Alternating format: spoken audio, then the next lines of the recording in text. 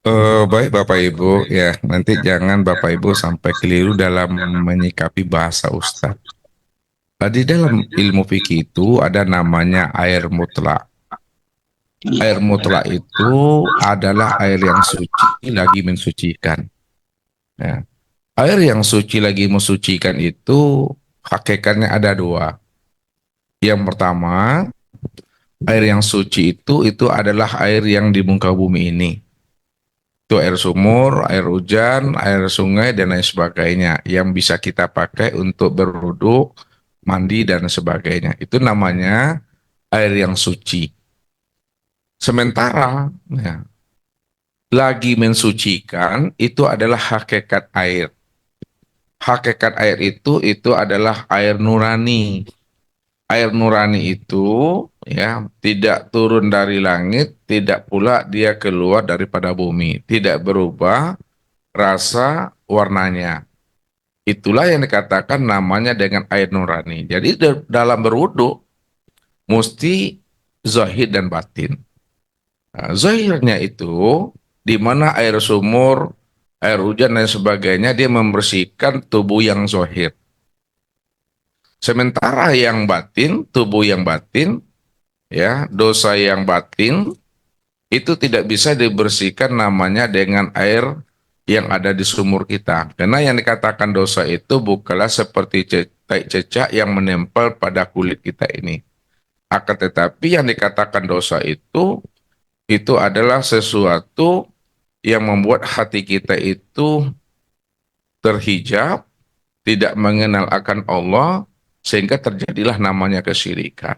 Bisa itu disebabkan oleh nipak-nipak batin, ujub, takbur, dia, dan lain sebagainya. Maka untuk membersihkan nipak-nipak batin, dosa syirik tadi, ya, itu namanya dengan air nurani. Air nurani itu hakikat daripada air itu sebenarnya. Ini yang Ustaz maksudkan, namanya air keikhlasan, ya, atau air yang tidak berubah wujudnya, tidak berubah rasa dan warnanya, dia tidak turun daripada langit dan tidak pula dia terbit keluar daripada bumi.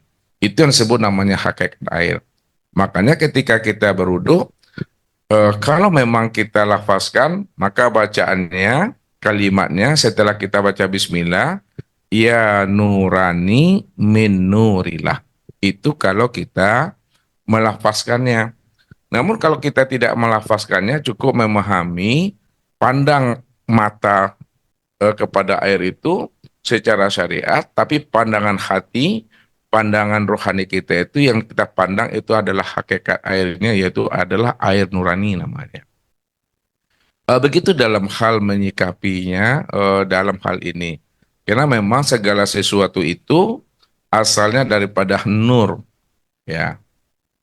Kalaulah memang segala sesuatu itu daripada nur, maka hakikat segala yang ada, hakikat segala yang wujud, apapunlah namanya bukan air saja, itu pandanglah hakikatnya semuanya adalah nur di situ. Contohlah kita makan misalnya. Kalau kita makan, ya kita mesti mampu memandang hakikat yang kita makan itu asalnya juga adalah nur, sehingga dia tidak akan mendatangkan namanya mudarat kepada kita. Nah, dalam berwudu juga begitu. Jadi berwuduklah secara zohirnya dengan air mutlak tadi, secara fikihnya, dan berwuduklah secara hakikatnya, yaitu dengan hakikat air itu adalah nurani namanya, Pak. Itulah yang menghilangkan namanya eh, nipak-nipak batin yang ada pada diri kita ini. Mandi juga begitu. Kalau kita mandi secara syariatnya dengan air sumur yang ada di rumah kita atau di sungai, tapi hakikatnya kita mandi di dalam kulima.